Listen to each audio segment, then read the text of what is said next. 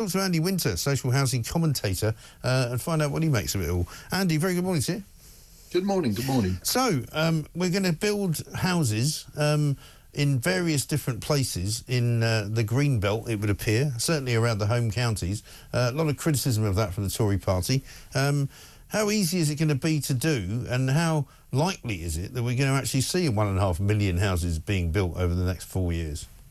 I think it's an incredibly challenging ambition of the government. I won't hold my breath. I also think they might be building the wrong housing. For example, they might be doing a lot of homes for private sale, at which point there's no control who can purchase them. In Brighton, where I'm based, we had a major development of a former children's hospital, and many of the flats were born off plan by foreign investors who had no plan. But that's the private sector, and we have no control over the private sector. When it comes to social housing, which I think the government should be building, then there is control who can go in there.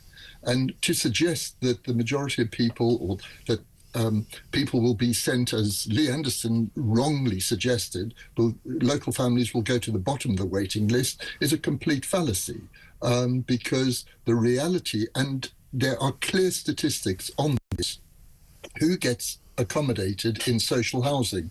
And in social housing, I mean those homes provided by local councils and by housing associations. And there's no evidence that migrants get any advantage, to be frank, no advantage whatsoever. Well, they may not get advantage, but they do get access to that property, don't they? I mean, they are on the list, if you like. You know, certainly in London, we know that there's an awful lot of people who have got social housing who have come here as migrants because they're able to do so. I mean, I'm not telling you whether that's right or wrong. I'm just saying that certainly in London, that does happen. You say we know that. No, we don't know that, because the statistics say something completely opposite. No, they don't actually. No, the statistics in According London... to government figures... No, Andy, the statistics in London say that many of the people in social housing were born elsewhere outside of this country, which means that they're migrants. And so that is a figure that we know. Well, I can tell you nationally, 90% of all homes... I'm not talking nationally, I just said in London. I don't know about the London situation. Well, I'm telling you about London. I'm telling you about London, so you can't dispute it if you don't know about it. Okay, well, I'll give you a scenario here.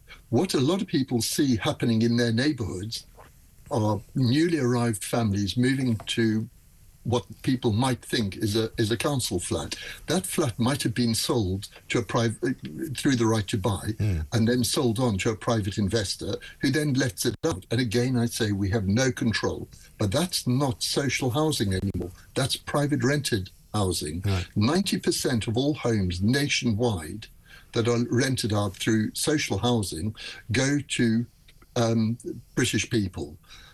Of the remaining 10%, the majority go to people who might be Irish immigrants, people from Swiss immigrants, they have a special category, and people who've got settled status from the European Union. And then only a tiny, tiny fraction across the country go to recent migrants who... Yeah.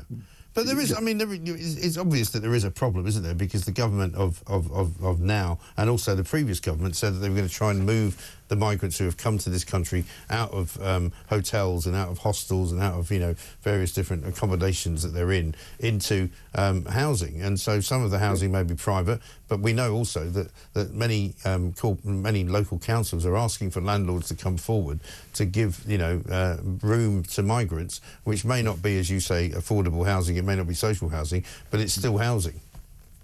Yep. Well, that's it moves us on to the whole thing about the government's attitude and ability to deal with the huge migration issue and people claiming asylum. Right. What we've seen is a complete breakdown of the asylum system over the last 14 years, where claims were not actually processed.